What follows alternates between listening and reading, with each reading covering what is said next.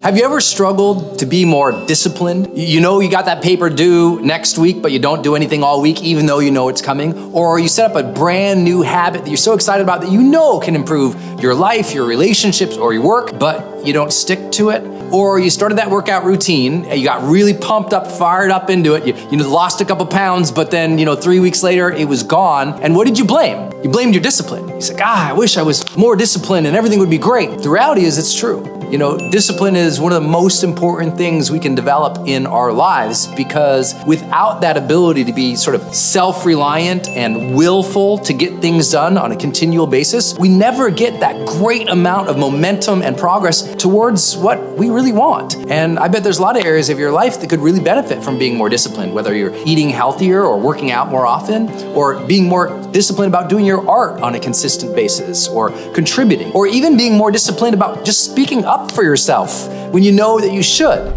Need motivation? Watch the top 10 of Believe Nation, because I love it. Hey, it's Carmichael, and I make these videos because as a young entrepreneur, I struggled to keep my business going. I had no friends, I had no mentors, I had no role models. And the thing that saved me was learning from the success stories of famous entrepreneurs. And in their stories, I got motivation, and I also got strategies for what I could do to grow my business and not stay stuck. And I still need their stories for motivation today. So today, let's learn from one of the best, Brendon Burchard, and my take on his top 10 rules of success. Enjoy. Now, I'm going to assume a little bit that, because it's going to be a short video, I want to make sure that you have something in mind that you want to be more disciplined to. So think about a major dream or a major ambition that for some reason you're like, gosh, I wish I really stuck with my sort of actions and routines more often. If you can have that in mind, then this is going to really serve you. I have 4 ideas for you today. The first idea is to emotionally engage with that dream each morning of your life. See, a lot of people don't actually struggle with the discipline part in terms of the doing the thing. It's that they're not getting revved up to do the thing. In other words, we got a problem with motivation, not necessarily just discipline. We have a problem with that once in a while you hit it, you do the work. But a lot of times you fall off because you're not emotionally engaged in it. It's like if you want a lot of discipline, you need a high level of emotional connection and focus on that thing that you want to work towards. So every morning, what I want you to do is just start a new visualization practice. When you wake up in the morning, close your eyes, think about the dream, the aspiration, the thing that you're really after in life, and just visualize it and really get yourself emotionally attached, emotionally engaged with it. Think about how great it will feel for you to have that thing, or be that thing, or contribute that thing, to make that difference. Just think about it, allow it to well up in your heart a little bit, get excited about it, remember the dream. That's why we get away from discipline, because we're so busy with the chaos of the world that we emotionally are no longer attached in a way that our brain says, hey man, focus on this. It's important to you, remember? So if your heart is disengaged, it's difficult to stay disciplined. So every morning, make it a practice to actually just imagine the payoff, the benefit, the contribution, the art, the thing that you do and are doing and do contribute. If you can do that more often, you'll be more fired up and you'll stay back on track. Rule number 2 is stop shaming yourself. You don't need to shame yourself in self-improvement. What you need to do is be aware and set up a better system. The concepts of self-improvement should inspire you, not shame you. And you're the only person who shames yourself. And the routine that you have of shaming yourself needs to end. If I just keep shaming myself that I haven't written a book in 5 years, what do I do? Am I more likely to write a book? Or do I need to go, you know what? I need to acknowledge that I can't trust myself with that process because I'm not getting the outcome. Let me set up a better system. Let me set up some habits or some routines, some social situations or obligations that will turn me over. That will help me. How many of you have a purpose, a clear purpose, a mission, an inspiration? You have a future vision. You're so excited about it, and you still don't do crap. See, our world's been conned into thinking, well, if you have a why, you'll do it. I'm like, oh no, trust me. The only people who do that are academics and motivational speakers who write books on it, who've never actually coached and worked with people over a series of years and been responsible for their results. Like, that's why I love coaches, because coaches can't BS stuff, because we actually work with people and we only get paid if we get results, not if we publish a book. I love knowing your why, but pretending that's the problem or the total solution is never the right answer. Lots of people have a very clear why and they don't do crap. They might have a why and a purpose and a vision, a dream. They don't have self-trust, or they don't trust their team, or they don't trust the people around them. And as soon as that trust is eroded, you can have a compelling dream. You can have vision board after vision board, battle board after battle board, but you don't move. The most important thing, though, is to hear what I'm saying here and not shame yourself. Rule number 3 is use the 45-day quit rule. Third big idea, which I love, is my 45-day quit rule. Now, this is one of those things I think I mentioned in the email announcing this. You guys aren't going to want to do. There's 2 things on here I know you're not going to want to do. This one I forced myself to do. Here's what the 45-day quit rule is. And it's hard for me. I hate this one. I look at all my big project ideas. You know, I don't know about you, but I have a journal with all my big ideas in it, you know, or I have my vision board, or I have an Excel spreadsheet of all these different ideas and projects I want to do. And I've got, like, you know, right, as an example right now, I know my next 6 books I'm going to write. I know them. I know my next 3 campaigns I'm going to launch. I know them. But here's what I have to force myself to do, and I don't like it. I say, okay, if this is a major project that I want to do, even if it could lead to significant growth, if I'm not going to start it, listen to this, if I'm not going to start it in the next 45 days, it's off my plate until next year. I just get real. I go, okay.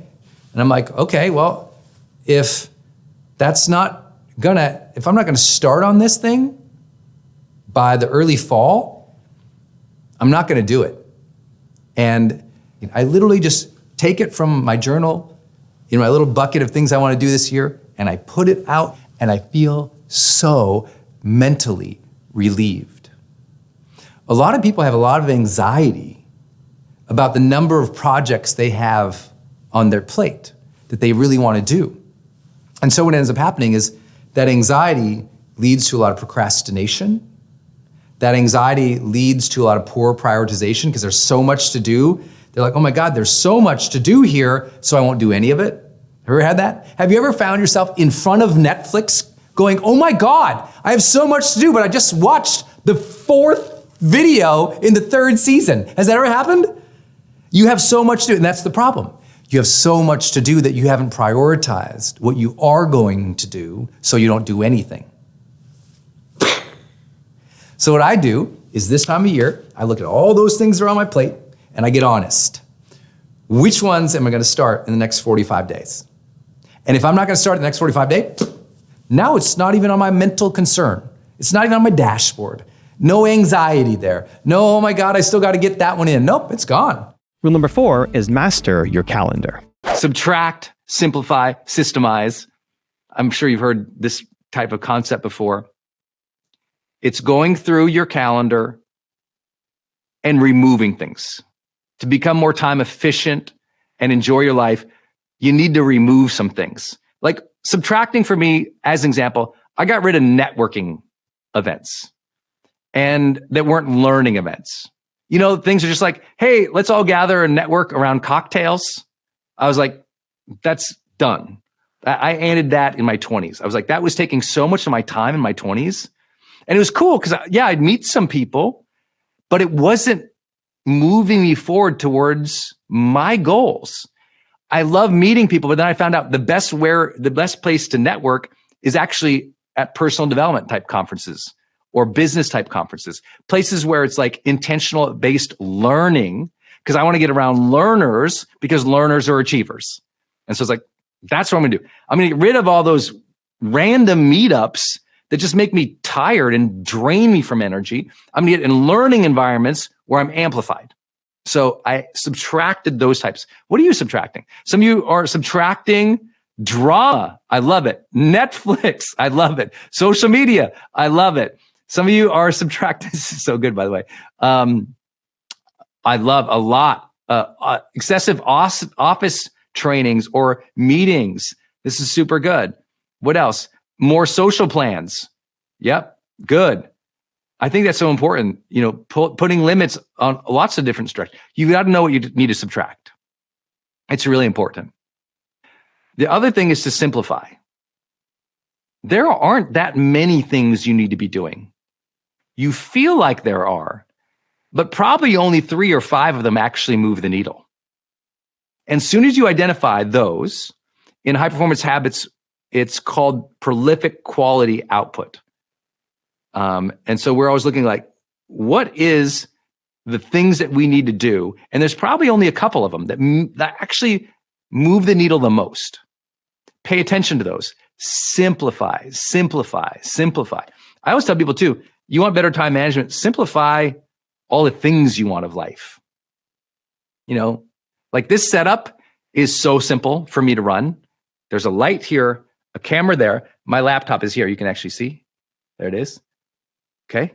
And a microphone. That's it. I used to have all this fancy rigging and lighting stuff. Nope. Now it's one box right there. Good to go. Right. My podcast station right over there, one mic on it, simplified. Everything off the desk. Right over here where I work, simplified. Everything off the desk. Just simplify your life. I promise you'll be happy about it. And then systemize. Systemize means, what do you do on a consistent basis that either a tool online can do or a person can do? And it's about systemizing, like writing down the rules, writing down the process, handing that off, delegating that or automating that with your system changes everything. Just like maybe you're doing marketing and you go, oh, instead of me doing all this outbound all the time, I'm going to automate that process. When they come in, the actions are triggered with the emails and the messages afterwards. That prevents you from having to do all the outbound yourself all the time, right?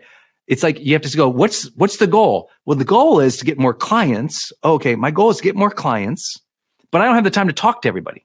How can I systemize that? Build an online funnel or some other type of attraction campaign that allows me not to have to be doing all that all the time. And most of my life is just run on systems. It just happens. It just runs. It's just a routine and rhythm. And that happened when I was broke. That happened when I got more successful. You just get better and better at it.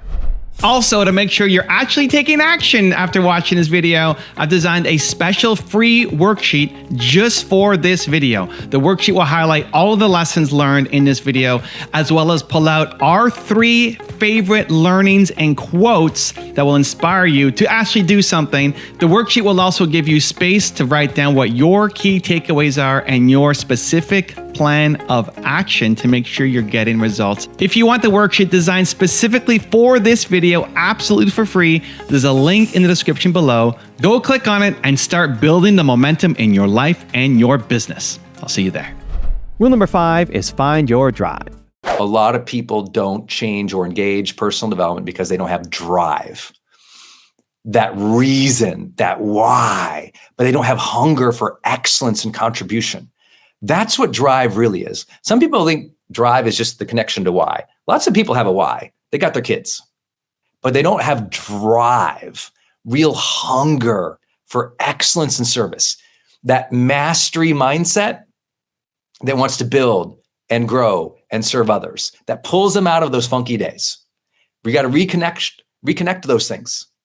Your hunger for excellence, develop mastery. Why? So you can serve more people or serve deeper or love more, even just your family or immediate friends. Because if you can do that, if you can have the drive, you can inspire others to grow. You can overcome their own disbelief, their discouragement, the division, their lack of direction. They will see you as an example.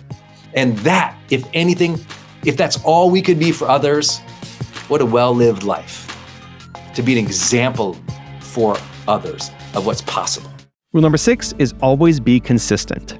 In relationships with ourselves and others, repair and recalibration is a weekly growth loop. It is a weekly effort. You don't have 10 years of a crappy marriage and sit down with a relationship counselor and hope to solve it in an hour. You don't have years of trauma and go to a therapist and think it's going to be solved in 2 sessions. You don't struggle with productivity and vision and drive and work with a coach and hope to say fix it in, 4-week sessions. It's an ongoing recalibration.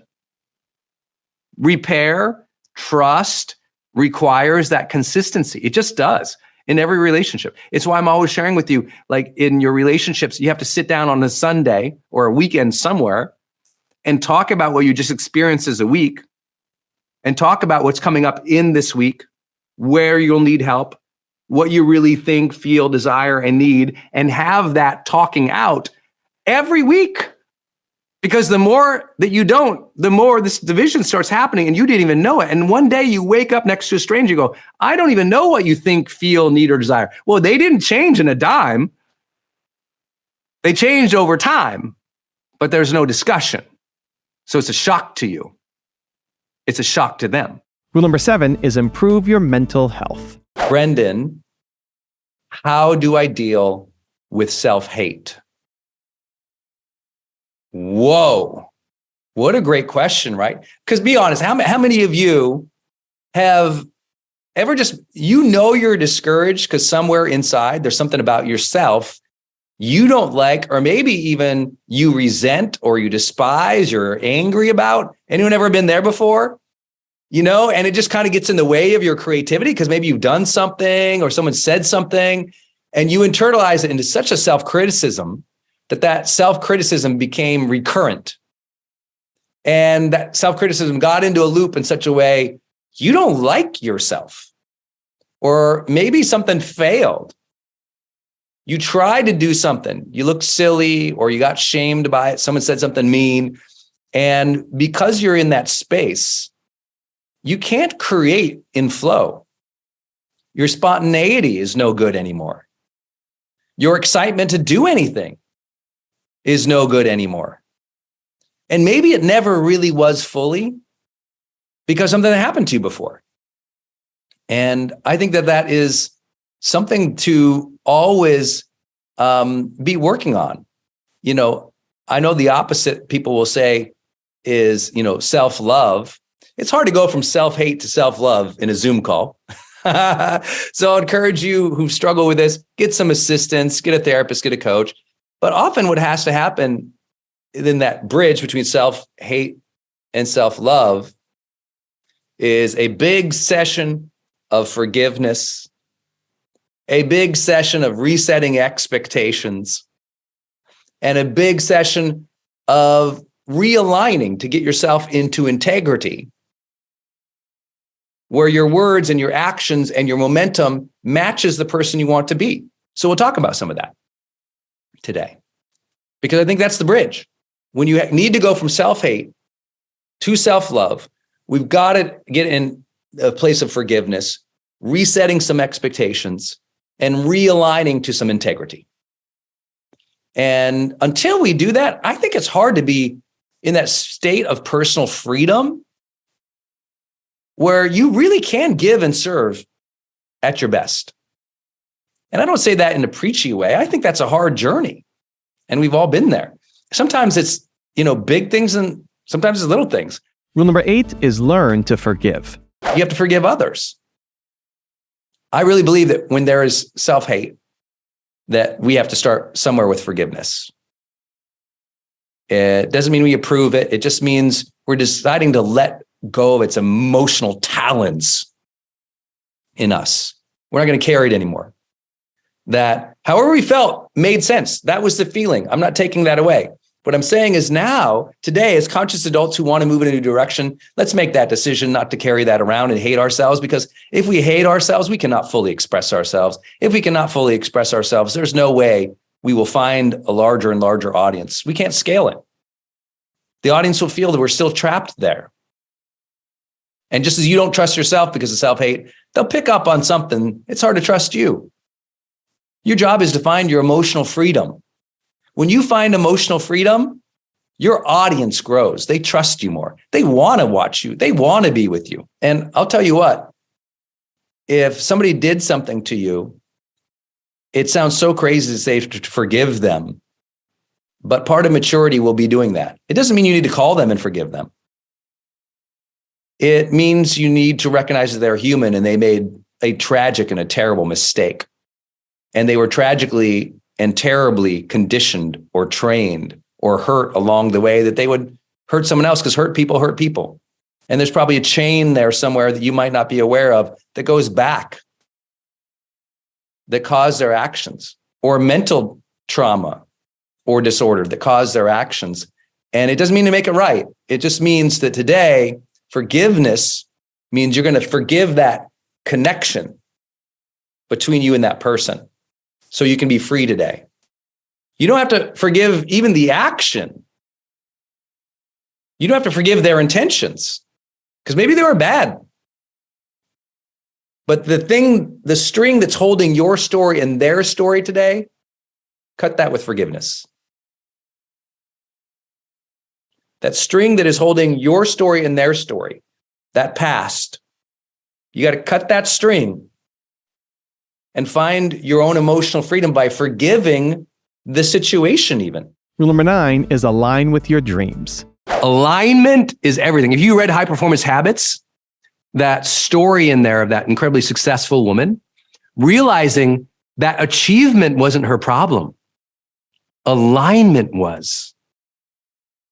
Most of you, you're amazing. To be doing personal development, you're an amazing person. You're probably already good at checklists and goals. You probably already get stuff done. You're probably the person in your community, excuse me, or your family who you happen to be that person who's a little more motivated, or, you try a little harder, or you want better for your life than other people. Other people might think that personal development is silly, or that your emphasis on, getting things done is like, why do you have to be such a perfectionist? And why do you have to try so hard? You probably get this from other people around you. If you're in this community, I'm guessing. So you're amazing. Your next level isn't just being more productive. It's being effective at the right things that support the dream. That's what I mean by alignment. You can already get a lot done.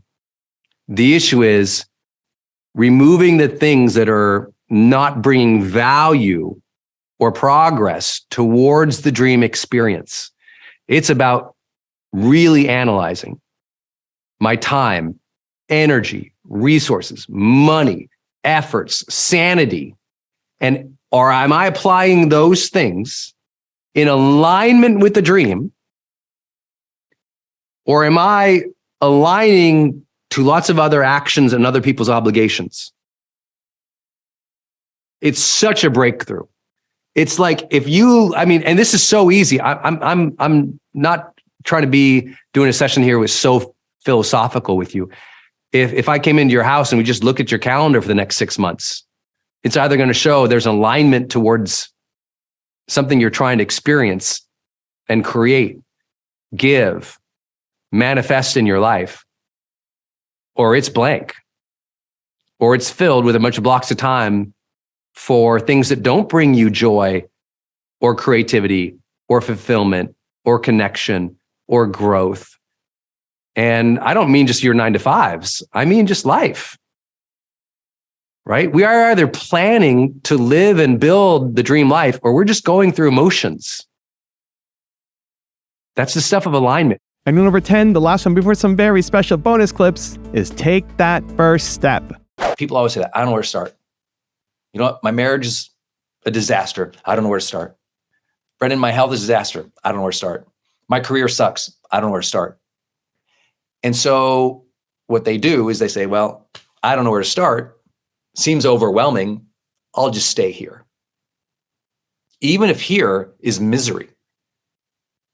See, people's fear of the unknown and their inadequacy in being able to learn or handle something makes them stay where they're at, even when where they are at is terrible. Many of you know I've worked with people who are in domestic abuse situations, and it's easier to stay there sometimes, even though there is misery and harm and danger there, because they don't know what to do. They don't know what they would do without that other person. They don't know what they do out there in the world. And so they feel stuck. And that first step, which would seem so obvious, get out of this situation that's harming you. they can't make that leap because they don't believe in themselves. You see how these all tie together?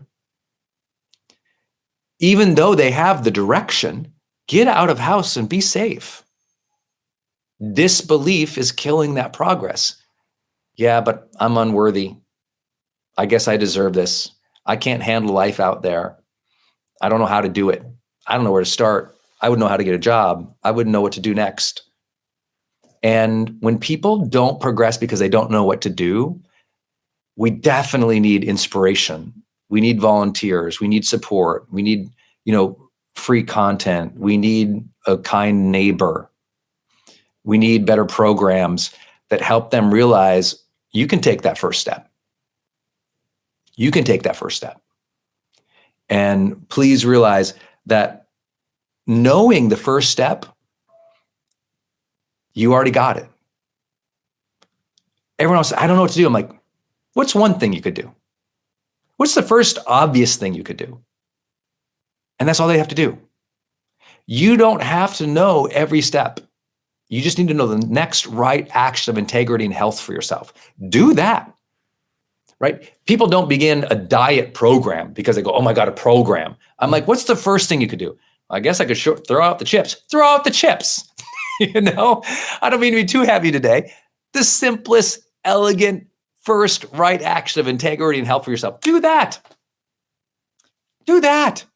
People are like, well, I can't start working out until I get my full gym equipment in the gym. I'm like, there's a sidewalk out front. Do you have shoes? You have shoes? Go walk, go run, go jog.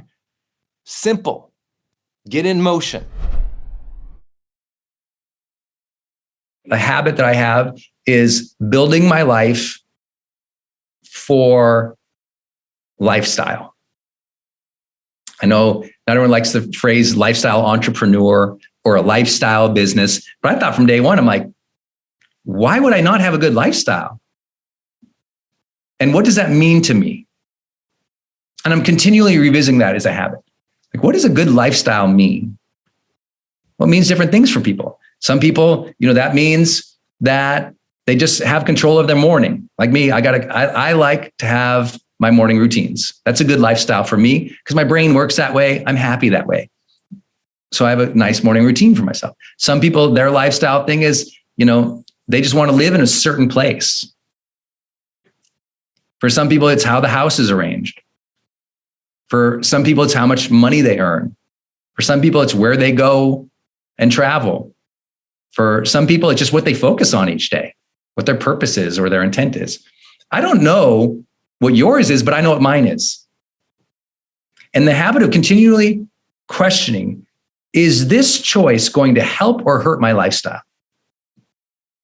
So and some of you guys know these stories from my events. Sometimes I tell them as I'm going through events about how I'm making decisions in life and how it's hard.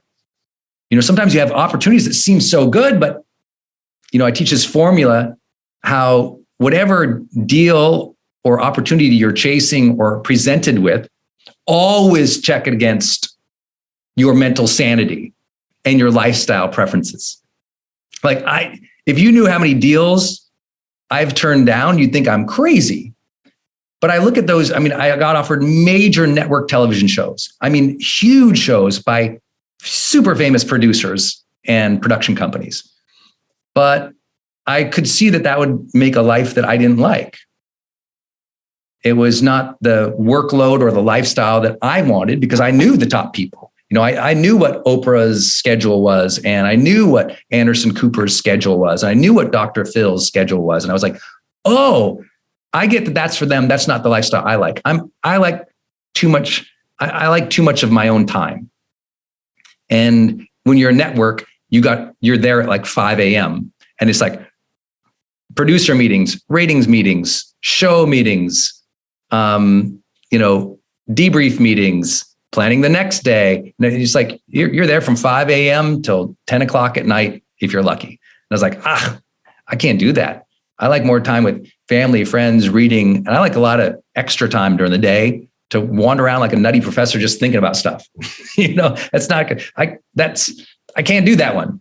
And so a lot of decisions were made that from movies to shows to stages to partnerships. If I filter through my lifestyle thing, because really, what do I need? What's my ideal lifestyle? Well, a book, a pina colada, and some sushi ain't that much, y'all. So, when it's important, it's like, it doesn't cost me any money to spend the afternoon with my wife. I know what my lifestyle is, and I love that. I just won't compromise on lifestyle for extrinsic rewards. And that's a habit. And by the way, if this sounds like I'm braggadocious, no, this is like one of the things I struggle with the most. It's why I made one of those months of pro workshops on the topic of setting boundaries. I was like, I wonder how everyone else does this. I want to make sure I do a really good job. Because if you feel like your lifestyle is not super great, don't think it's about money. It's about boundaries. And this is really important. And this is the fundamental question here. Do you sense that you have your own way of doing things? Are you doing parenting in your way? Or just like your parents did? Are you doing business in a way that you like, not the way that everyone else in the suits around you did or told you to do it? Like when I was a consultant in a major company, like 70,000 employees when I first started out of college, and everybody kind of walked and talked. They all came out of these MBA schools. I never did that. I had my master's in organizational communication, but I didn't have an MBA. And they all walked, talked, like they all had BMW 3s at the time. I don't know. It seemed like all these new consultants got these BMW 3s. I thought, man, I am not going to spend my money on a car. And I lived in San Francisco. I was like, I don't even need a car. I can't even afford the parking on a car. What is going on with these people? But they came out of fancier schools or fancier families sometimes. And I just thought, I'm going to do this my own way. So I didn't make slides like they made slides. I didn't structure things the way I did my own thing. And it was rewarded because it was like authentic. And even though it wasn't always perfect or good, or even, notice, I'm not even judging. It wasn't even better then. It was just my thing. It's like, it's a habit of mine not to get it right. It's a habit of mine to ask the question, how does this impact my lifestyle? And is that the lifestyle I desire? Is that the time, energy, effort, future value, present experience that I want? Or will that pull me away from that? And this is a conversation that you may have heard me describe separately in High Performance Habits under the term of alignment. The habit of aligning to the lifestyle and the future that you want. And when I'm in alignment with that, because I ask the questions, life is better. The most important boundaries you're ever going to set in your life are with yourself and what is acceptable with who you are, what is acceptable in how you conduct yourself. A boundary between the good self and the not so good self. A boundary between the higher level of who you are versus the lower impulses. A boundary in your own sense of what is right and wrong and what you allow yourself. In other words, we're going to go into the conversation of standards that we allow in ourselves and in our lives.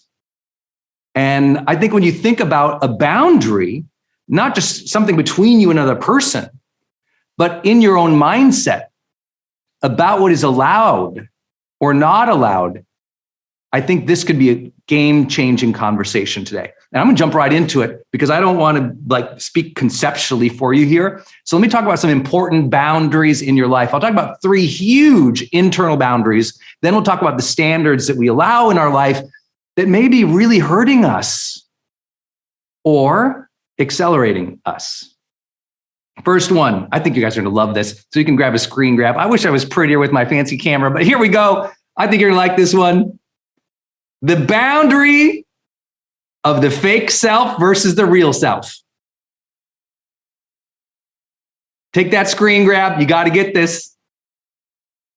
See, this boundary And what you allow here and how you conduct yourself here, it matters, doesn't it? When I talk about setting boundaries, very few people ever think about this one. Because when we talk about setting boundaries, we often feel victim to something. We feel like, oh, well, someone's encroaching on my boundaries. We'll talk about that. But this is the one that causes the real damage. When we blur the lines between who we authentically really are and how we are showing up to please or placate others, to minimize ourselves. That's the boundary. How much do you cross this boundary? You want to talk about the quality of your life? How much do you cross this boundary right here? Think about this. How often do you cross this boundary? That can be the game changer in your life today. How are we going to set our emotional tone in this chaos? How are we going to find our strength, our center, and project goodness and compassion at a time when it is desperately needed? How are we going to hold the line in our businesses so that we don't overreact and going one direction when we ought to be in another? How do we manage all of this today is my joy to talk with you about. Number one is the decision that I will always be the one to remain centered amid the chaos. And I have worked on myself and I have taught myself that for pretty much 25 years. I've worked on that at a very steady pace. When everyone's freaking out, I take a bunch of deep breaths. I connect with my breath. I make sure that I'm keeping perspective. But ultimately that decision to I will be centered amid this means for me that I will choose the emotional tone and my attitude as I am dealing with uncertainty or chaos. I remember years ago, I was doing an event and a person in the back of the room had a seizure. And literally they fell out of their chair and on the ground, they started having a full physical reaction to the seizure as well, where they were shaking and it was terrifying for the people around them. And I was kind of at the beginning of my career. And I saw it happen. It was almost in slow motion. And could you imagine you're on your stage? I mean, put yourself there. You're in front of, hundreds or thousands of people. And all of a sudden somebody is, falling over and having a full seizure in front of the whole audience. The whole audience literally starts looking back. Oh my God, oh my God, oh my God. People are standing up. Oh my God, oh my God. Total panic sets in the room. And I remember standing up there and I have this on video where at first, my first reaction is like this, kind of like shock, just like everybody else, like, whoa. And then I kind of look over and instantaneously in my mind, I go, Brendon, you have to be in charge here. I didn't want to be in charge. I had to be in charge. And my mind immediately said two choices here. Join the panic or stay stable and strong and present and connected with what's really happening. And so that decision, I'm going to stay centered amid this, made me immediately also decide I need to center the audience. So I asked the entire audience, I just announced, I said, everyone sit down. And everyone just kind of looked, I said, sit down. And everybody, they sit down. And I said, please sit down because your panic and your chaos right now is not serving the energy of this person who needs healing. Sit down, be quiet. Everyone, please close your eyes so my team can address this situation. Please close your eyes and let's put some positive energy and prayer in the room for this person who needs our attention right now. They don't need negativity and fear in the room. Let's put some love and prayer. Let's send some energy. So please close your eyes, take a few deep breaths, and remember, you can choose to contribute good energy to the situation.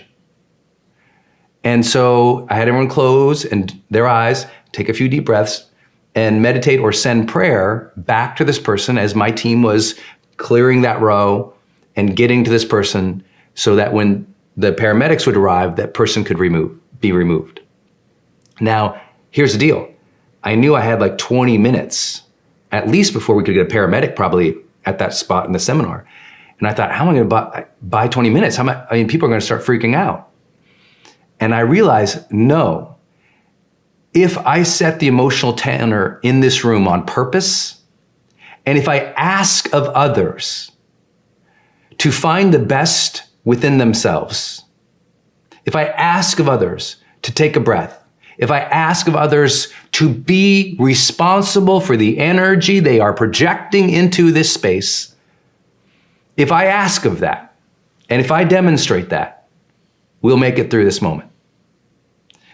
And that might not seem like a big deal, but I really believe the energy in that room either was serving this man as he was having a seizure or was making it worse.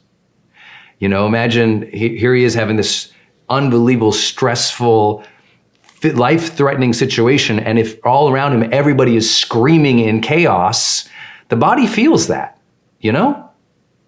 The body and the mind feels the energy of what is around it. And so if that is true, let us all be responsible for the energy we are projecting right now. I've seen friends hop online and something's happening, and what are they doing? They're contributing to the chaos. They're posting snarky comments. There's sarcasm, blame, vitriol, anger. And I'm not here to say that we can't use our social mediums to contribute to an argument or to make a case, but every word has a tone to it. And the tone that we are setting in reply to chaos either furthers the chaos or it levels it. And the more of us who choose to be even, tempered, thoughtful, caring, compassionate, you know, the values that we would all hope to have as a global citizenry, the more that we will judiciously take action in a thoughtful way. That's the hope. And whether you believe that or not, I hope that you'll hear this first practice. Your family needs to see you centered, calm, strong, and assured in chaos. Otherwise, we are passing down panic to another generation. Make a development plan. You are the learning development officer in your life. Not someone in HR, not your old teachers, you are. If I parachuted into your house today, if Brendon showed up in your house today and opened up another tab and we opened up your calendar and I stepped through your calendar for the next 6 months, is it terribly obvious to me what you are working on, what skills you're trying to develop, what projects you're trying to complete? Or is every day another reaction day? Because listen, if every day is another reaction day, you are in a fixed mindset. Write it down. If every day is another reaction day, you're in a fixed mindset. You stop believing in big projects that would require you to schedule stuff out. You stopped thinking, what skills must I master to grow? Because you're just trying to handle all the problems. Remember, you're stuck in one signal of problems. So a development plan, what does that mean? What's the next 5 books you're going to read? What are they? Here's the difference if you know you have books and a development plan or you just have books, okay? If you have a development plan, you know the next 5 books you're going to read. Why? Because you began with an outcome, not just chasing down a bestseller or an interest or what showed up in your inbox. You said, I'm trying to develop the skill of public speaking. So your next 5 books are on public speaking. I'm trying to grow my business. Your next 5 books on scaling the business. I'm trying to improve my marriage. Next 5 books on your marriage. Now, obviously, I'm using books as a metaphor, but maybe that books is online courses. Maybe that books is online live casts like this. Maybe that books is podcasts. I don't know why this became a podcast. I don't think this is the podcast sign. Okay, we got to figure out, okay, what is my development plan? What are the conferences, the courses, the events, the trainings, virtual, online, in person? Who are my mentors? What are the resources I'm going to stack up, and when am I going to consume them? That's what's important. Please listen. Please listen. Let me break down the development plan for you. Ready? Number 1, outcome. What am I trying to grow into? What am I trying to improve? What am I trying to make happen? See, a growth mindset needs you to cast out an outcome. Growth mindset doesn't just say, I'm good, I can learn. No, there's an objective. I'm going to get better at that test. I'm going to improve that marriage. I'm going to lose that 10 pounds. I'm going to be more active. There's something there. There's an outcome. Then we work backwards. Okay, what must I learn to grow into that outcome? What must I learn about myself? What skills must I develop? What can I learn from other people? You know, every outcome I've ever after in my life, I read biographies of people who already achieved that outcome. I buy books that are specifically built for that outcome. I follow, listen, or consume content or courses or trainings like this from people who already achieved that outcome. And I listen to how they think. I listen to what they do. And most importantly, on top of an outcome, right? I said development plan. Number one, outcome. Number two, what must I learn? What must I learn? Okay? What must I learn? Number three, how will I learn it? How will I learn it? Books, podcasts, following this person, going to these conferences, engaging virtually like this. But number four, and here it is. This is why I brought up the calendar. Notice Brendon, the little productivity kid, getting excited about this calendar thing. Come on, people. I know it's weird, but listen, it's got to show up in your calendar. You don't have a development plan, even if you have a full shelf of books. Let me say it out loud for a hallelujah. You don't have a development plan just because you have a full shelf of books. When will you read what? When will you take what? When will you try what? A development plan is fundamentally fixed in its success based on scheduling. I know that's not sexy, so let me make it sexy. Raise your hand if you're grateful for life. Raise your hand if you're grateful for life. Okay. Raise both hands if you have people to serve, who you love and lead. You want to serve and add great value to people you love and lead. Okay? So you're grateful. Raise your both hands. Go like this. If you're grateful, I can see you all. I can see you all. Go like this if you're grateful for your life. Amen if you're grateful for life.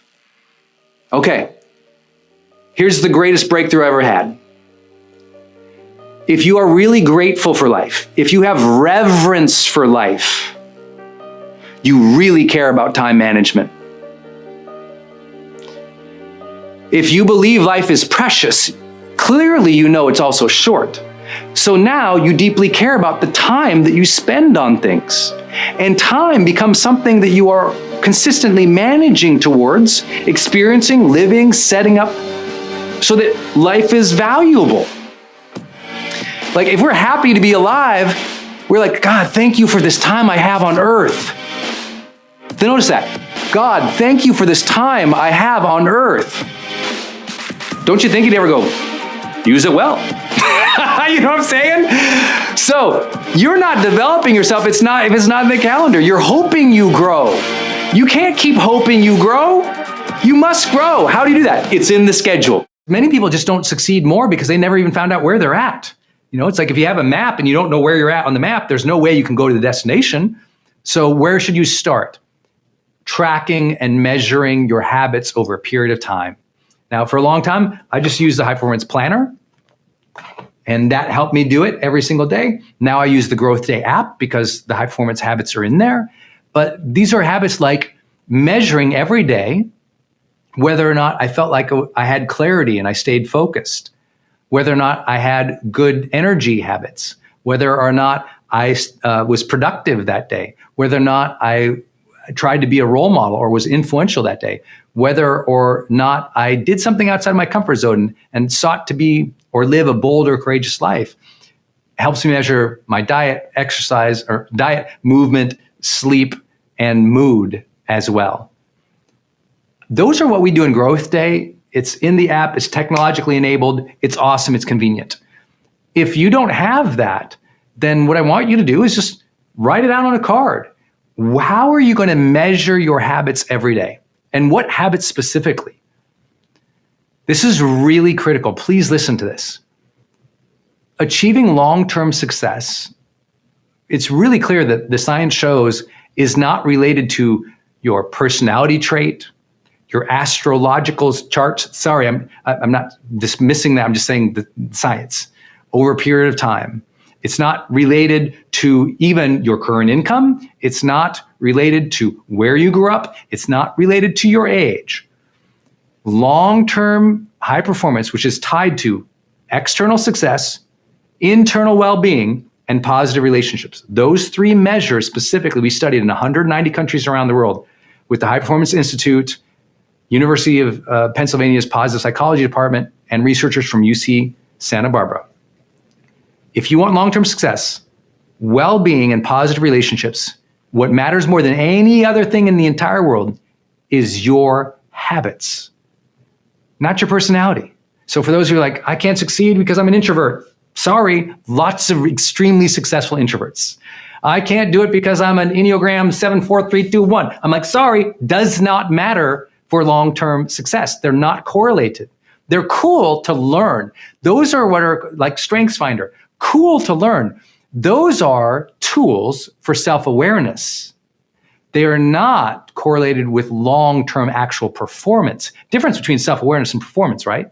Some people are very self-aware, but can't work themselves out of a brown paper bag. You know what I'm saying? It's like there's a difference of knowing thyself and performing over long term in such a way you maintain positive life satisfaction and relationships. Because you and I both know somebody who works really hard and they're successful, but they wrecked all their relationships and their health. That's not high performance. High performance is long-term success, well-being, and positive relationships. And please know, growth day members, if you're in the starter level or in the pro level, you have a full 6-hour training, a $300 course called High Performance Habit Builder from me in your app that you can watch for free if you're a starter or pro member, meaning you signed up for one of our annual memberships. That $300 course is available to all growth day members in any annual capacity. And that training will teach you the power of this research and help you think through a lot of the habits that really matter. What I'd love for you to think about is like, okay, I need to chart this out, bust up your journal, and like, what are the 10 habits you're going to measure yourself on every day from now to the end of the year? And a habit is something that you are doing on a consistent basis, not just an idea, not just a hope, not a goal or an ambition, so a routine that you are doing. And either it's an automatic one, it's easy, or it's a deliberate one, it's hard. And I really encourage you, have your list. I'm just asking you, measure yourself every day. And here's the thing, I know you're like, but Brendon, I get discouraged when I'm doing that. Great. Read High Performance Habits and read the High Five Habit. And so when you don't feel like you're on your A game, you can still encourage yourself in the morning with a little bit of a high five, some good self-talk, and some basic practices throughout the day. You can get back on track, I promise you. This is all about ego. What happens is we start losing at something. We feel bad about it. We don't want other people to see it or know it. So we just double down. I'm going to prove I'm right. But in the area of wealth, just like in the area of science, testing is important. Knowing what is working is important. Getting rid of the experiments that are not working is part of the scientific process. Who understands what I'm saying? Well, the same thing with wealth. I think wealth generation is a very scientific process. You don't always get it right, but at least one core piece about it is having a hypothesis, making sure you're trying different experiments, seeing what's working. But what's important in wealth is not to lose it. What's important in wealth is when you've worked so hard to generate it, not to blow it on stupid stuff, or if you have a losing strategy, not to keep pouring into it. I have friends and family and people who they'll try something for 5, 10, 15, 20 years. It's not working, but they're embarrassed to be seen quitting it to start something new because it would prove that they're wrong. And people don't like to be proved that they're wrong, especially insecure people, especially people who have their ego wrapped up into something, especially people who don't want to learn, especially people who are easily embarrassed when things don't turn out right, because they've been taught or they believe that by being wrong, they're bad and they cannot see themselves as bad. So they get defensive. When they get defensive, they get stubborn. When they get stubborn, they double down. Anyone know someone like this? Be honest. Yeah. This is a big one. This ruins families. This ruins finances. This ruins your future. And you have to know when you're just being stubborn, when your actions are causing losses over and over and you keep repeating them. This is often where gambling or addiction comes into play. And when this comes into play, sometimes you need to know that you have to raise your hand and ask for professional help. Sometimes you need to tell a family or friend that they might need professional help. Some of you have had to do interventions with family, take away credit cards, tell them, give them, take away access to bank accounts. I know when I talk to a global community, that stuff has happened here. And I'm here to say, without any judgment, I understand how hard that is. Like I said, I had people very close to my life who followed this strategy, and sometimes they could control it and sometimes they could not. So I don't make light of this. When you take on topics like this is tough stuff. However, I need you to know today, have you been doubling down on a losing strategy? Something that is just not working. And you keep pouring money into it. Now, there is investment in skill development, as we'll talk about later. There is investment in your life. And if you feel like, hey, you're gaining mastery, you're getting better, and that increases the odds dramatically of that thing turning around and you making it go, okay, I understand it. I did that myself, right? I'll give you an example of me. I was somebody who invested a lot of time, energy, and effort in learning the new skills that would become my future career. And in my first year or two, it didn't look good. And I had to have this honest sit down with myself, with a journal, with that green tea, and go, is this going to work? Is it going to work because I'm going to develop the skill? I'm going to apply myself. I'm going to stay consistent. I'm going to get around good people. I'm going to keep trying. Is this going to work because I've seen it work for other people? Is this going to work because there's evidence that there's progress here? Is this going to work because there's evidence of gaining skill here? Or is this a total dead end? And I need to be honest with myself. Now, here's the issue. Notice I didn't make that about self-esteem. Because when I was starting, my self-esteem would have said, should I double down on this? Well, I'm not very good at this. I'm not smart. I'm not capable. I've never done this before. My self-esteem would have said, stop. But instead, I'd look for evidence. Have other people do this? Is there progress? Am I gaining skill and mastery? Is there a clear path? Are there people around me who are doing this? And it's obvious they've figured out a strategy that is very clear. There's no hocus pocus. There's no lack of transparency. Like, these are what the things they're doing. Do I have a clear plan? That wasn't about me. It was about, is there some evidence? Is there a plan? Can I execute? Okay, I kept going. And I'm glad in that moment that I did double down. Now, however, I didn't double down irresponsibly.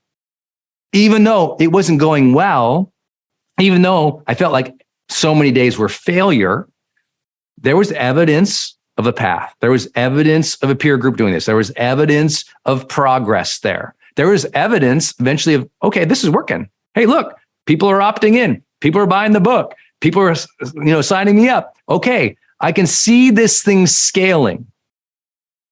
Got it. All right, let me keep investing there. But also along the way, I can tell you, as someone running a business, there's been so many losing marketing campaigns, losing ideas, losing businesses along the way that I just had to go, not working, kill it. It's just not right. Look at the evidence. It's not progressing. It's not getting the numbers. It's not scaling. It's just not working. Let's change our strategy. Let's leave it. Because what I tell people always, you can always find lots of other strategies that also get you to where you want to go and can bring you joy and connection and fulfillment. There's anything you want to do in your life, there's 100 strategies. Anything. There's nothing you like. Think about parenting, hundreds of strategies, right? To find your way authentically and to connect with your child. There's hundreds of ways to develop skill. There's hundreds of businesses. Literally, there's an infinite number of strategies in some ways to do something. Your job is to find those ones that speak to you, to try them, to have a plan, to see something else someone else has tried to done, model them, find your own way within it. But listen, if it's not working, you have to choose when to quit it. You have to choose. And the most important thing when it comes to wealth is to not double down on things that are not working because something else could, right? Same thing in investing, right? This can be as tactical as, hey, you invested in this stock. You're watching the stock and you keep pouring into it every month for 6-7 months and you're watching it. You're pouring into it 6-7 months. It's not doing anything. Well, remember there's other strategies. Well, you look at, all these other stocks, they happen to be growing. They're doing fine. Maybe I need to evaluate if this one is where I should keep pouring into, or should I diversify? Right? That's the basis of a lot of what people talk about in wealth management is understanding, oh, wait, I put all my eggs in this basket. It's not turned out well. Let me make sure I'm more diversified so I don't lose. You all following what we're talking about here? Please don't double down on where you're losing. Know when you're being stubborn. Know when ego is there. Know when you're embarrassed to quit. And say, you know what? Instead of being embarrassed to quit something, let me be okay with the fact that quitting or stopping this thing that is hurting me or my family or my finances, stopping that might actually be the thing that brings me the next level of abundance. Purpose is not a destination. Purpose is a flowering. Purpose is a flowering. What do you mean by that? Well, as we're going through our lives, we're going to have a lot of metamorphosis. I don't know. Is that plural? Can you even say that? But, there's that moment, those moments where we grow into something else, where we bloom from a situation, even if it's darkened soil, where we open up to a different style, approach, awareness, consciousness, where we open up our personality, where we open up our beliefs. And these are transformative moments in our lifetime, right? And what I mean by purpose is a flowering is you might be stuck right now and not realize that you being stuck is the gateway to the next level of your life. People who lack resilience bemoan the moment and they get stuck here and frustrated that they're stuck here. And they don't understand their life is expanding. Even if right now my finances are stuck. Even if right now the kids don't like me. Well, they're 2. Give them time. It's like, or they're 18. Give them a few years. It's like, listen, we get so narrowly focused now that we lose the connection that life is expanding. This last year, I've been telling all my audiences and my high-end clients, I said, listen, last year was, and really like the last 2 years was a sensation of constriction. We felt shut down. We felt we had to go in protection mode. And some people are still living there. And we forget that the whole universe is expanding, that that our life is growing and flowering in front of us. And let's be curious about that blooming. Let's be excited to see where it goes, even when it's in difficulty.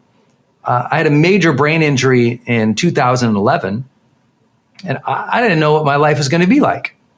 And I had 2 or 3 days after my diagnosis. I knew the next 2 or 3 years was going to be really difficult.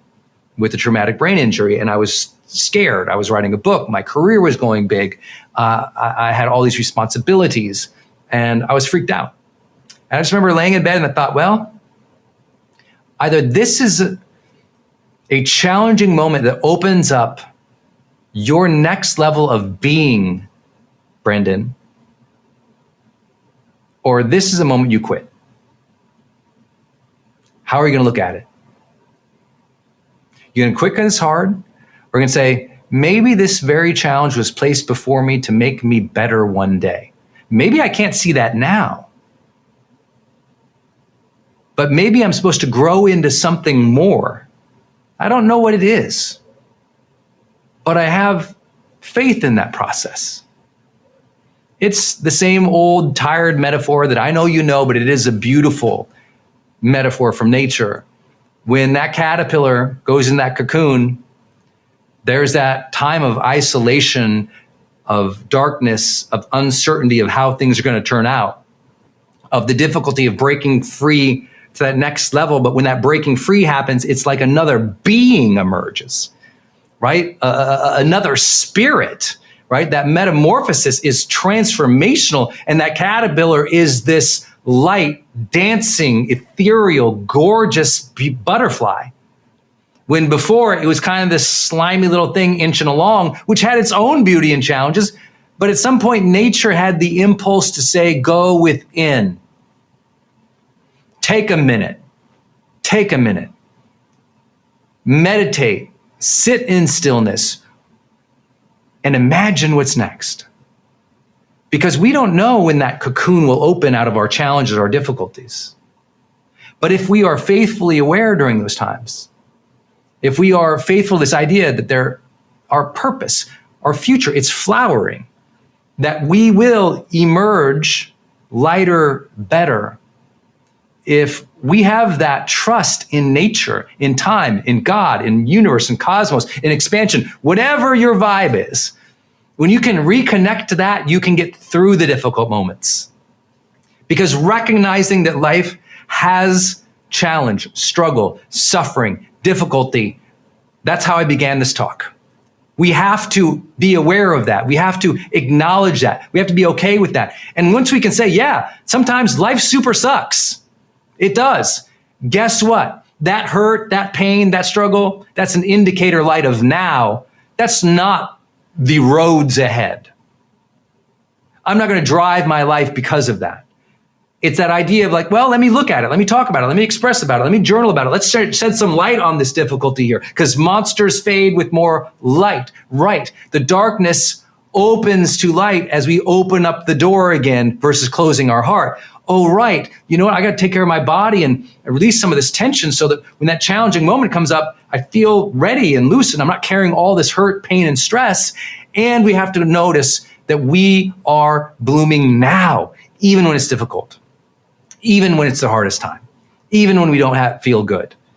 People always ask, how did you pull through that brain injury? I'm like, well, I just decided that I must. And I decided that challenge was given to me to make me better. I didn't know if I would get better ever at that moment. I didn't know, would my brain heal? Would my body heal? For those who know the story, I had wrecked a four-wheeler, an ATV, and I snapped my wrist off, broke a couple ribs, threw out my hip, dislocated my shoulder, rattled my brain with a traumatic brain injury and a post-concussive syndrome. Tough time, tough 2 years, brutal in many ways. And it was a moment where I could have quit, or I could say, all right, I guess this is asking me to get better. This is a big challenge. How will I meet it from my best self? How will I maintain my own energy? How will I reach out to people? How will I trust that even if I feel limited in this moment, that limitation, there's still a gate that is opening to the future. Even if I feel alone right now and it's dark, I'm telling you what, that cocoon is just building around me. If I stay open and trusting in nature and faith or God, and suddenly that cocoon opens up and I emerge as a different being. Be yourself and be honest. These are life-changing habits because we spend so much of our time trying to conform to the world, and in doing so, lying about what we really think, feel, need, and desire. That's where most people spend their lives. Believe it or not, most people, and this sounds really judgmental, but I just work with so many people around the world in their personal development. It is so clear that a monumental breakthrough for you will come when you can be yourself, which requires you to accept yourself, honor yourself, see yourself, express yourself, love yourself, like actually develop the esteem that allows you authentic expression. And most people don't have the esteem of self that allows authentic expression. That's what be yourself really means. Well, first you have to know thyself, care about thyself, and express thyself. That's what that means, be yourself. First, know, who am I? What's important to me? What do I care about? Care about myself, have esteem. I'm worth it. I deserve it. I deserve to be a unique being in this world who gets to enjoy their authenticity and their creativity and their spontaneity to demonstrate our personality, our strengths, our potential. I deserve that. I'm worthy of that. And to have the practice of actually expressing it, because being yourself requires the actual being part, right? Showing up that way. But being yourself there's always a divider line there of also being honest.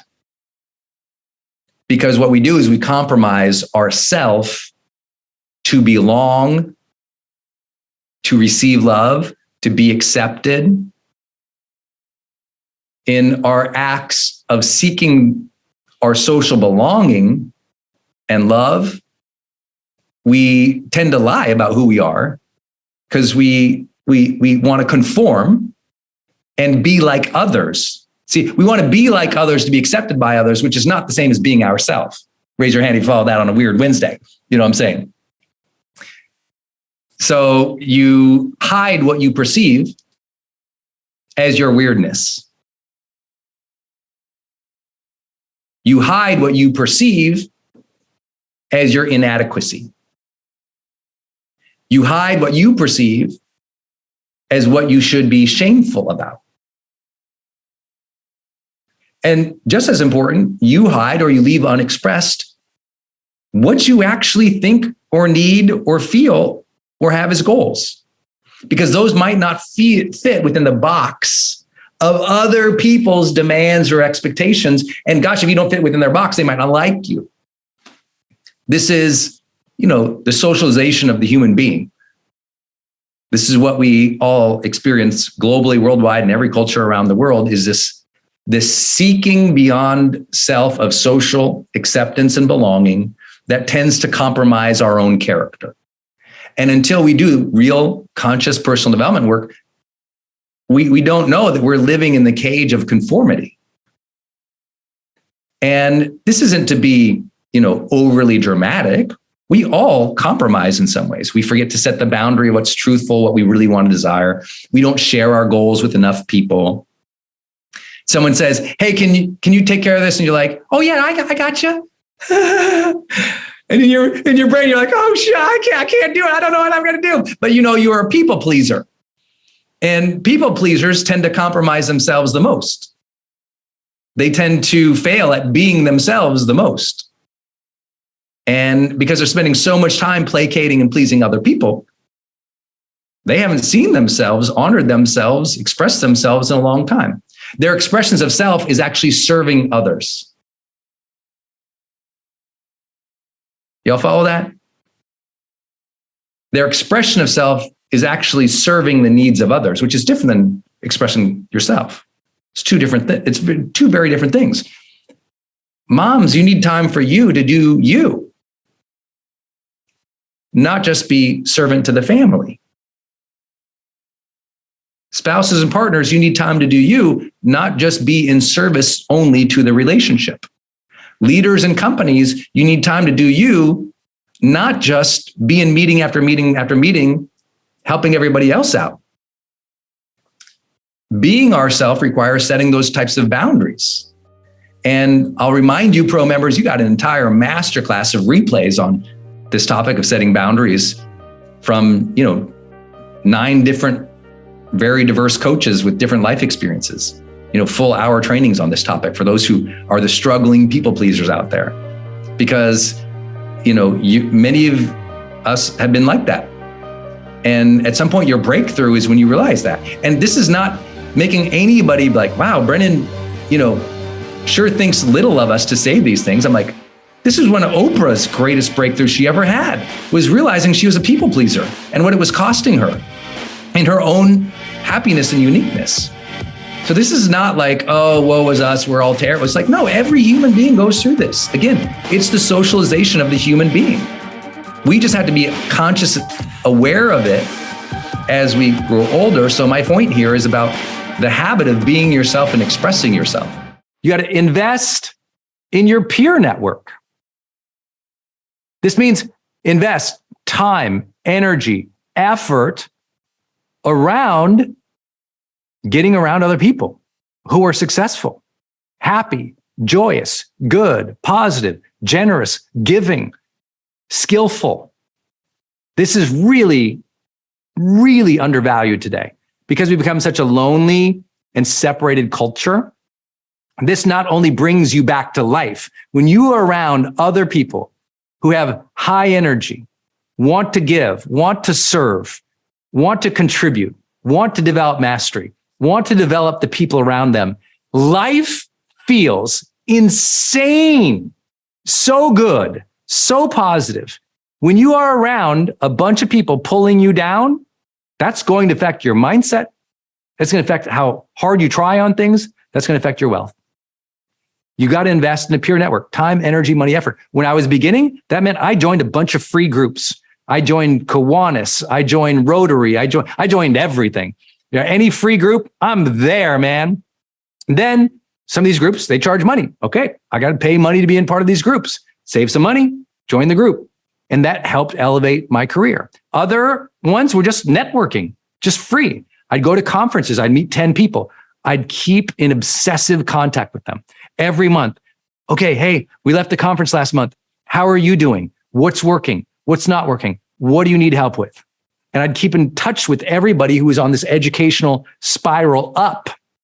Later on, when I had more disposable income that I could use, I would invest in masterminds, small group coaching sessions. I'd go to conferences or retreats to get around people who were doing what I was doing or did something bigger than I would do. So I would start networking with people who are at other levels of finances, other levels of joy, other levels of sport, other levels of anything, so that I could keep up leveling my mastery. And some of you have never done the work on a consistent basis year over year to keep up leveling your network. And I want you to hear this, year over year. Not when you make it, not when you become a millionaire, not when, all the bills are paid. No. Every year of your life, up level your network. More positive, purposeful, generous, thoughtful people. Every year of your life. Every year.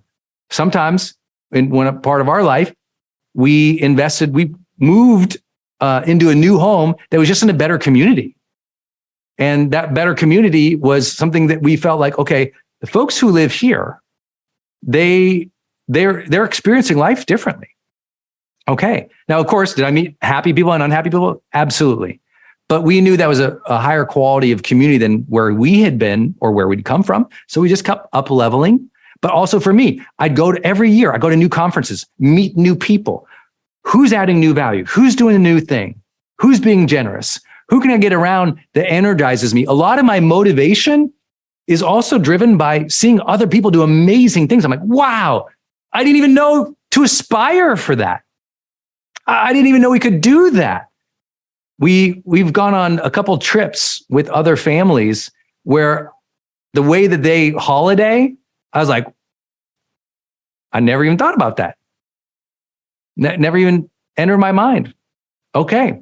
I guess people do that. Okay. Amazing. That's stuff like taking a helicopter somewhere. I'm like, taking a helicopter somewhere? I would have never thought. I wasn't sitting around in my, with my little vision board over here going, someday I'm going to take a helicopter. I was like, no, it's like, wow, you took a helicopter? That's amazing. I never even thought about that. So sometimes getting around other people too, their contributions, their giving, how they've gotten involved in the nonprofit world, how they generously give their money, how they serve their employees, like being around generous, positive, purposeful, giving people will change your life. It is an investment strategy. You've all heard it, and you knew I was going to say it. Your network is your net worth. Your net worth is your network. As you get around people who are strivers, climbing up, giving, serving, ambitious, thoughtful, generous, it levels you up.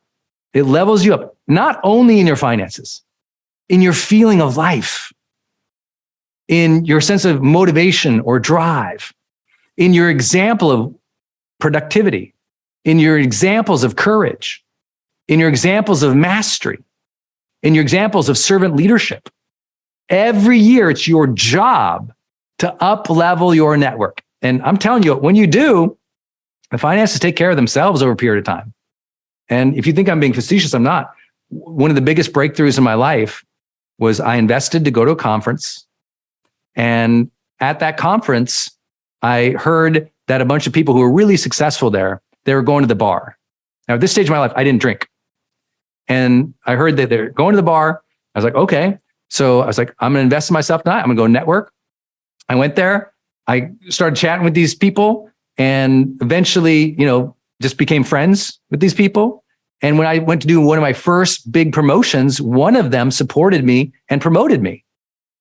And it really helped change the game for me. And that was doing something that I normally wouldn't do. It was like, I could barely afford that conference. I would not usually go to a bar. But here I was networking and meeting these people. I should say that I would not usually go to a bar at like a conference. Like with my friends, I'd go to a bar in college and stuff, but this was very different. Like in a professional setting or at a conference, I wouldn't usually go to the bar. Go to the bar and literally one connection there, one person, one new abundant-minded mentor, one new mastermind, one new group that can open up these huge doors for you. It's just a game changer. So I want you to think about that. Have you appropriately invested in your peer network? Both the free stuff, you doing the networking, and then as you get up, small group coaching or masterminds or conferences or educational experiences or adventures where you're going to meet people who are outstandingly successful, giving, generous, and happy. Go do that. Find that peer group. I would love for you to do that. Everybody copes differently. There's no right or wrong way to experience loss. There is, however, a healthy way to re-engage life. We know from 50 years of psychological study, and you all know it inherently and innately, that there's ways that we cope that are healthy, and there's ways that don't make us feel good. There's things that we do that can lead to less ability to continue on with life in a happy way. One of the most important and powerful frames I can give you for loss and grief, above all else and above everything else, is conscious anticipation. Conscious anticipation. Consciousness or awareness in life is so important if we're going to cope well. And what we usually mean when we speak about that, especially with loss and grief, is having the ability to anticipate that it will happen. Okay? That it will happen. That if you haven't faced your own mortality and your own death yet, I deeply invite you to do that at some point. Face your mortality. Your own personal mortality. Most people have never had a conversation about death in their own mind with themselves, let alone contemplating that maybe they would lose a parent one day, or a sibling one day, or a job one day. In other words, in a spiritual practice, we would talk about this as a concept of awareness to impermanence. You've heard that phrase before, awareness to impermanence, that nothing is permanent. That in a lot of spiritual principles, you might think of, well, what is permanent maybe is if it's God, or if it's universe, or it's the Tao or the way, that there might be something spirit that is permanent. But in the human experience, in our natural world, things are impermanent. Can you face that? Can you face that? Can you anticipate that? Try to be present. Try to be present. Like, I really believe, as Denise does, it's like when couples have learned mindfulness, when both of them have learned how to be self-aware in the moment, to be non-judgmental in the moment, to be able to come openly into the moment and be there with the other person in full presence, not stuck 5 years ago, present, everything changes. I would say what our partners, our spouses, our relationships, our families want from us isn't more presence, like material presence, like Christmas gifts. It's presence.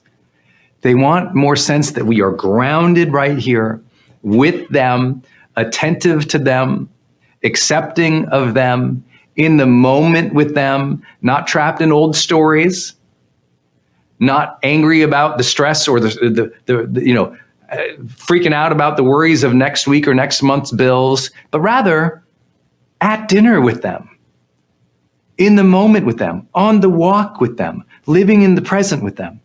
And this one, I would guess Denise probably brought up because it's so important in times of conflict to be present with them and to be, I would say, like, if I had to think about like my presence with Denise, when we're struggling or when we're in an argument, I would say if I could give knowing what she needs in that moment more than what I'm kind of built or I was conditioned to as I grew up, is that presence with tenderness.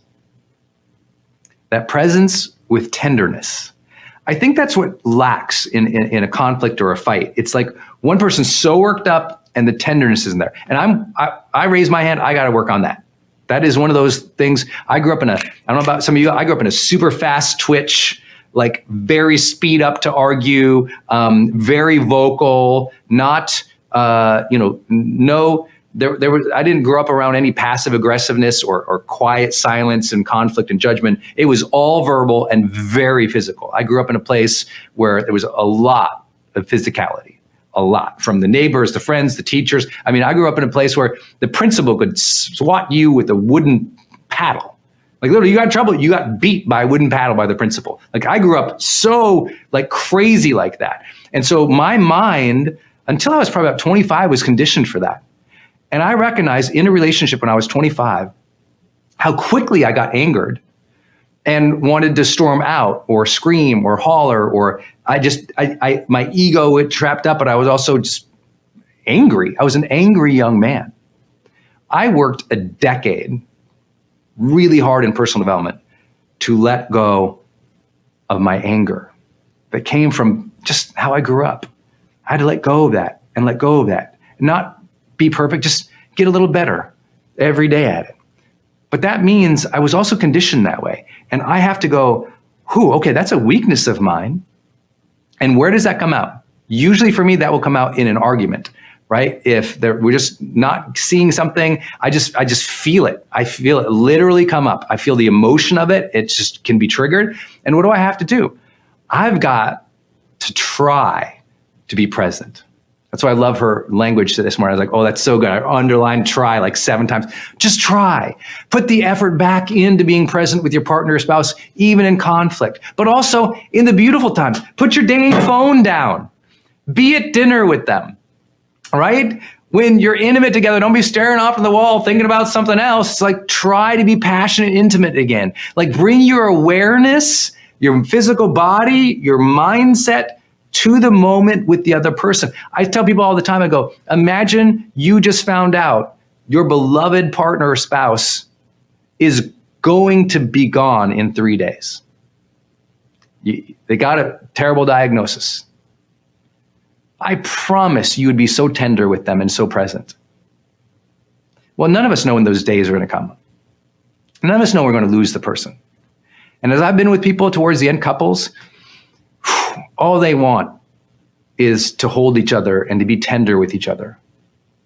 And so being present is about living in this time zone with them right now, in the here and now, not the past, not the future, here.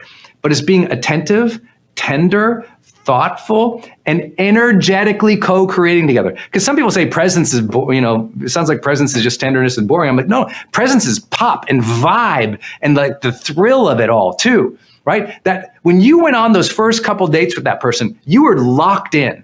You were interested in trying to learn about them. You cared about what your clothes looked like. You tried to smile. You tried to show some physical reaction to what they were doing. There was interest there. There was intrigue there. And you were both there, right? You're attentive. And if that relationship lasted, let's bring some of that back. That energy and the magic from that time you fell really in love, when you went crazy for each other. What was there? What was there? Intention. What was there? Mindfulness to one another. What was there? Acceptance. And also not just accepting them, but pulling them in with your presence. Like you were drawn in, right? You were drawn together, they say. What was that? That's that energy. That's that presence. That's bringing us together. We must rekindle that over and over and over in a relationship.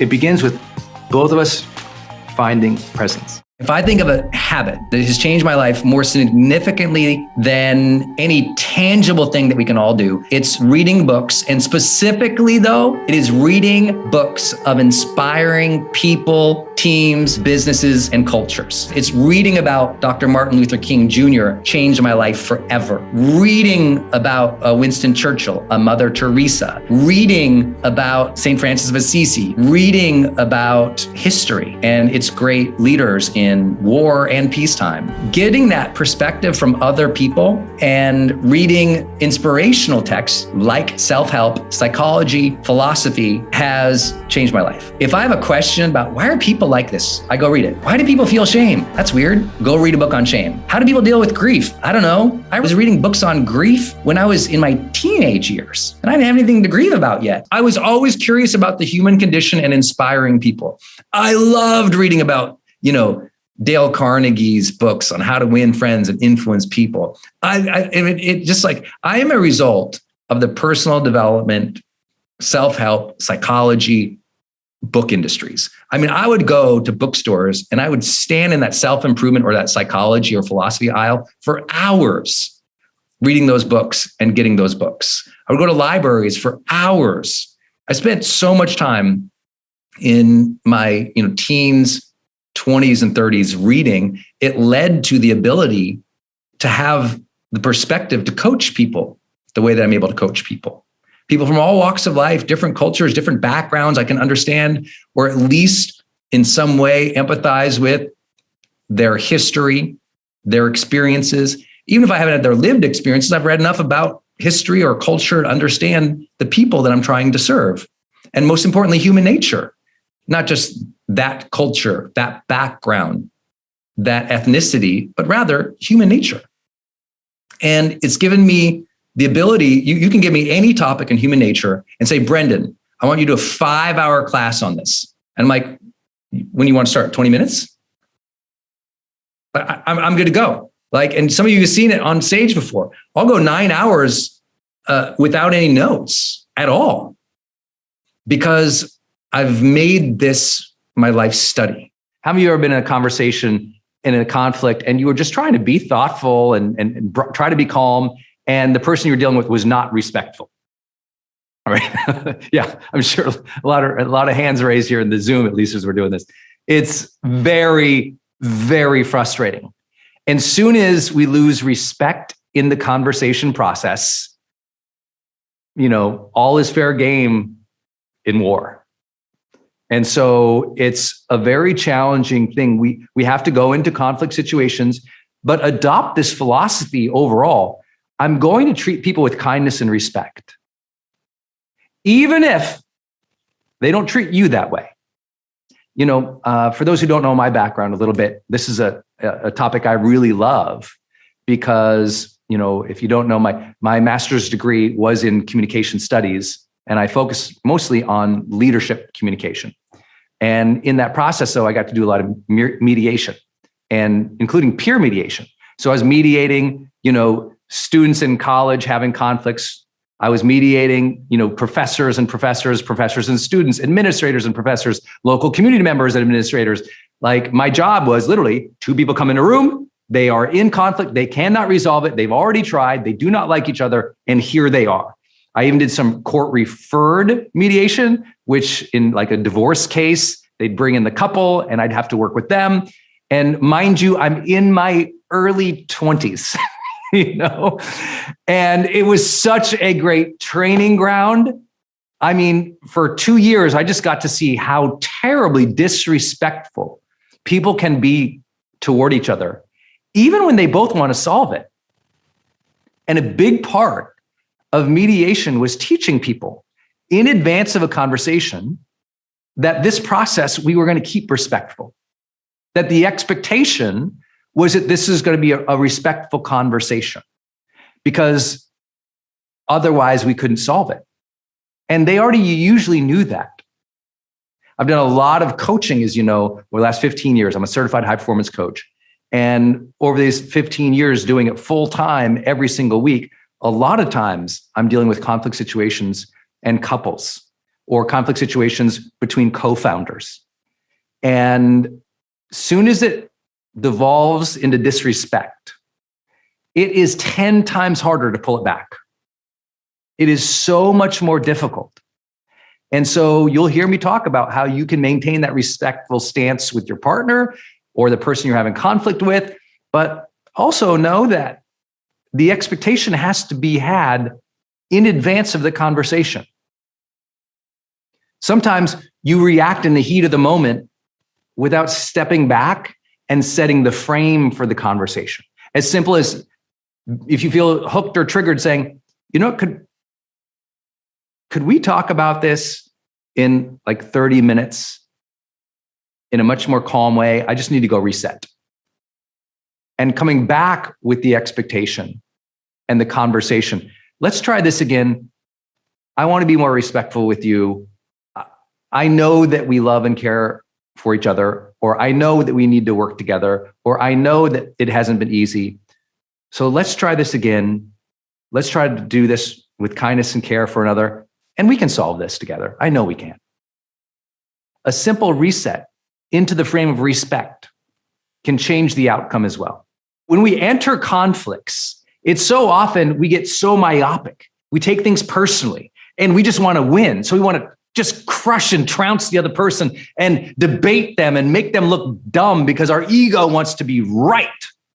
And we forget we got to wake up with that person tomorrow morning. Maybe that's your spouse. We got to go to work with that person again tomorrow because it's Tuesday. We got to, see that person again in our neighborhood. We got to, that person who we're about to have a conflict with, they're probably going to be there again. And once we can realize, oh, I'm entering a conflict. This is about to get, heated up. We're about to have some debate here, or you're already in it. If you can adopt the shared future mindset that, oh, we're going to share a future together. I'm going to have to see her again. I'm going to have to work with this person again. I'm going to have to deal with this probably again and again through multiple more projects in the future. Everything will shift. You'll approach the conversation differently, more strategically, more thoughtfully when you keep the future in mind. Usually what happens in the moment of conflict, we just throw out the baby with the bathwater, or whatever that phrase is. I don't even know. I still don't know. Why would you say that? You understand what I'm saying? What happens is you just toss out the whole relationship because you're mad. And the ego goes into self-identity, disconnects from the other person and from the future, and just gets in fight and flight mode. From that place, we've already lost.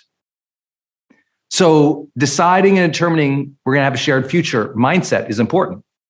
And importantly, if we're talking about relationship or partner or spousal, conflict, somebody who you really love, if the two of you have in mind, a compelling future together, right? You have shared interests, shared goals, shared adventures coming up.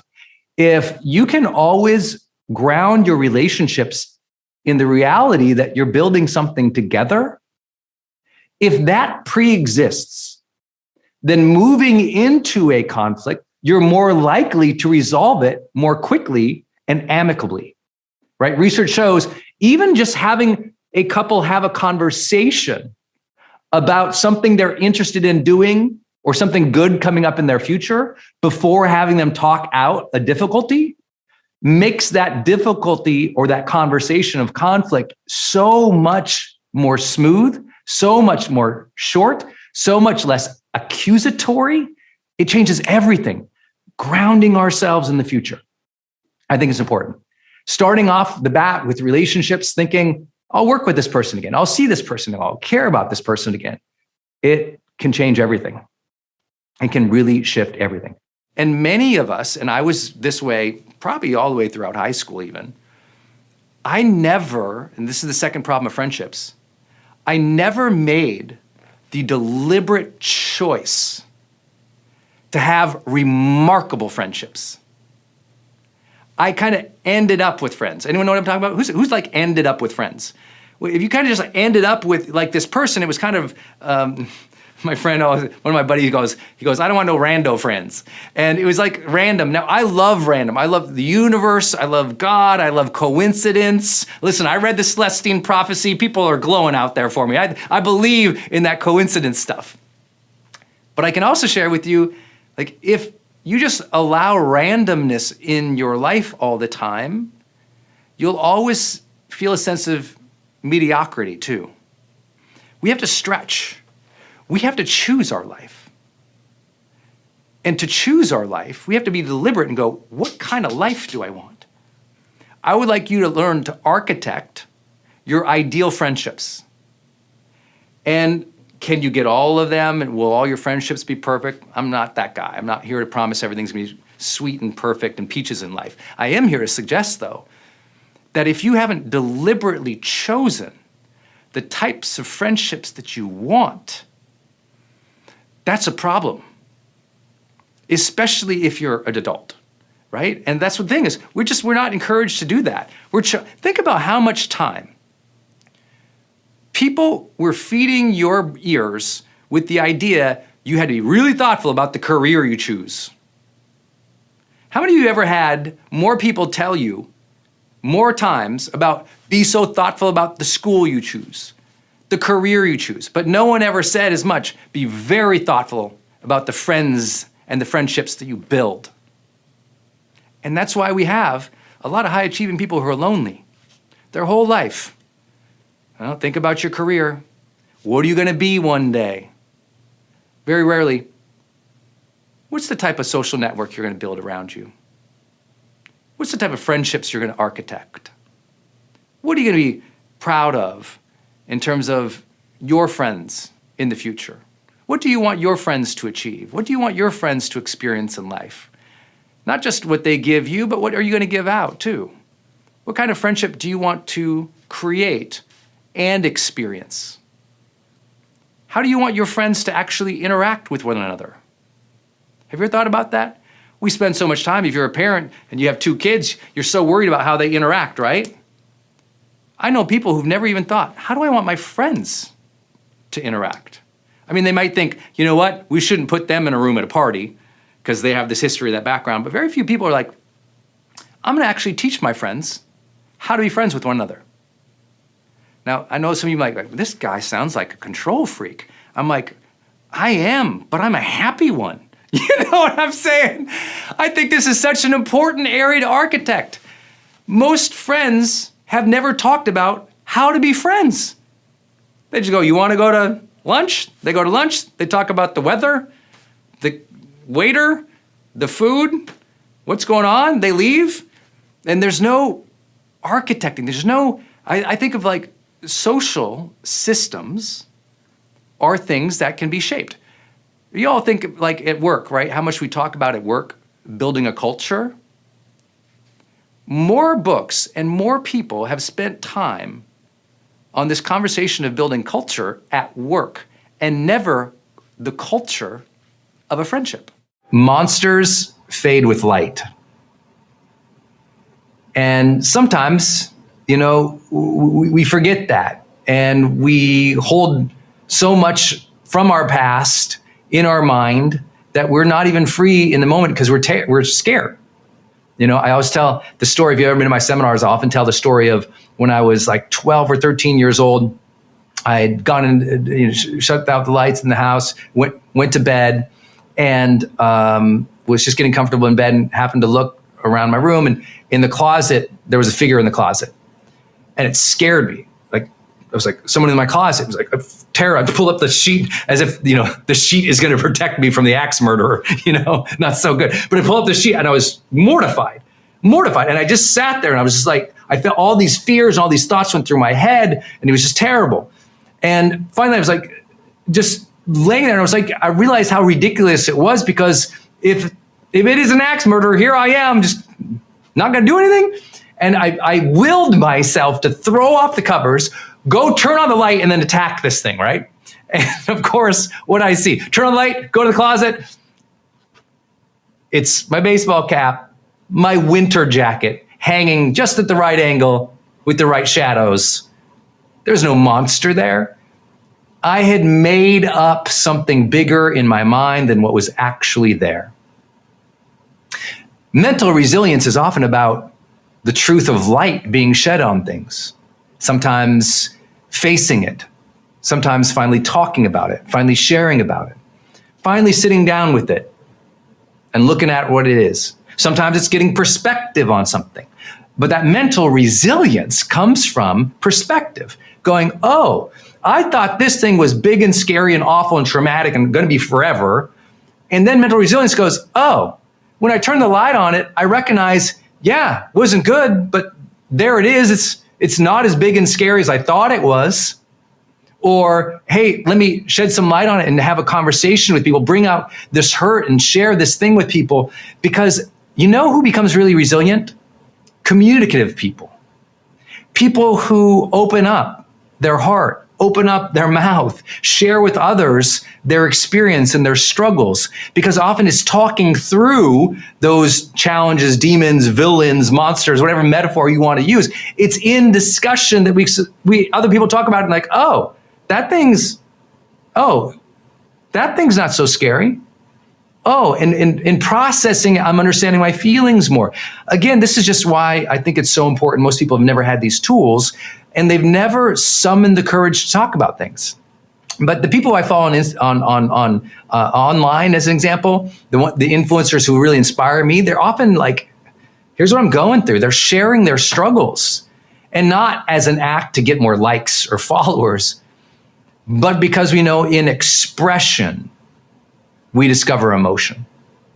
We discover that in expression, we can find empathy for our own voice and receive it from others. In expression, we can realize that this thing doesn't have control of us. We get to communicate its meaning. We get to communicate what it is and what it is not in expression. And so I say, monsters often fade with light. I tell people, don't forget that the light in a dark room only exists because of the dark. But that light grows as you open that door a little bit more. And you're not so closed anymore. And people fail to realize and go this deep on resilience. Most people are like just mental toughness.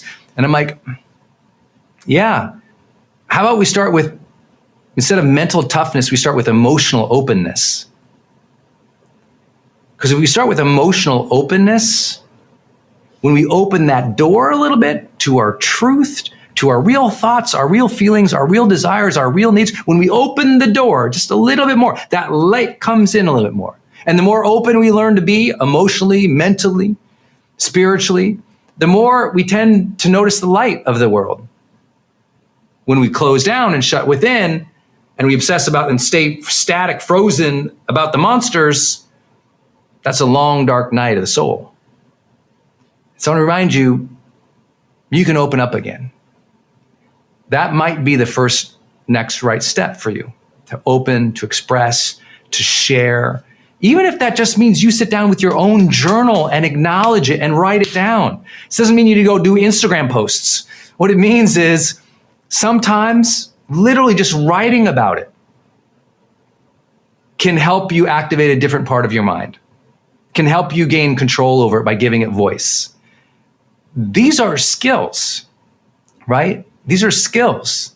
And the skill of expression, whether it's self-expression in your journal, or you talk to your phone and record it, or you share something with your lover or your partner at dinner, or you go to a group, you meet new people. This is powerful stuff. This is really powerful stuff. And I really want to encourage you to think about, like, wow, have I been as resilient as I wanted to? Have I been,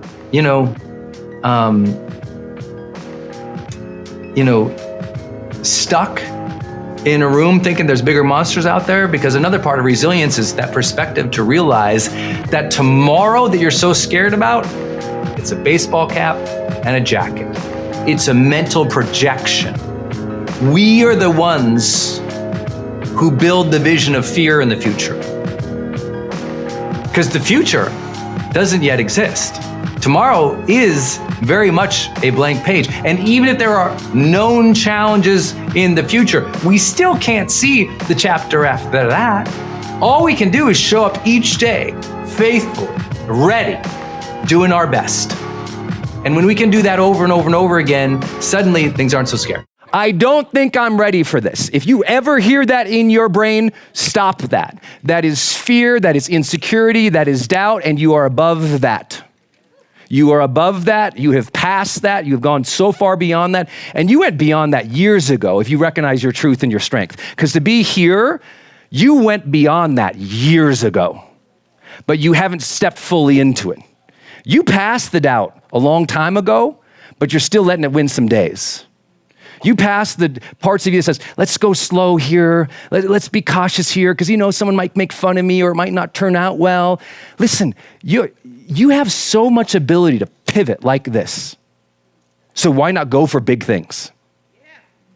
If you can, in a modern era, if we can pivot this fast because of technology, tools, teams, outsourcing, Fiverr, because we have all these things, you can pivot literally on the daily. So why not commit to something big and go for it? The issue is most people, they'll dabble. They'll go, okay, I'll go for it a little bit, but because they can't pivot, they pivot too soon without ever having fully committed to something with boldness in their heart.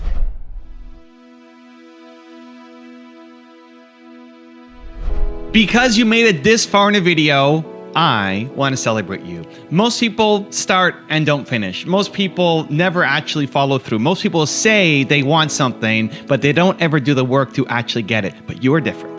You are special. Believe Nation, you made it here all the way to the end, and I love you. So as a special celebration, if you put a hashtag believe down in the comments below on this video, I will showcase you and celebrate you somewhere on the screen in a future video because you are awesome. For 10 more amazing rules from Simon Sinek, check the video right there next to me. I think you'll love it. Continue to believe, and I'll see you there. I've learned that courage is not some deep internal fortitude, that you don't dig down deep and find the courage. That courage is external. Courage comes from the relationships we have, those around us. A partner in business, a personal relationship,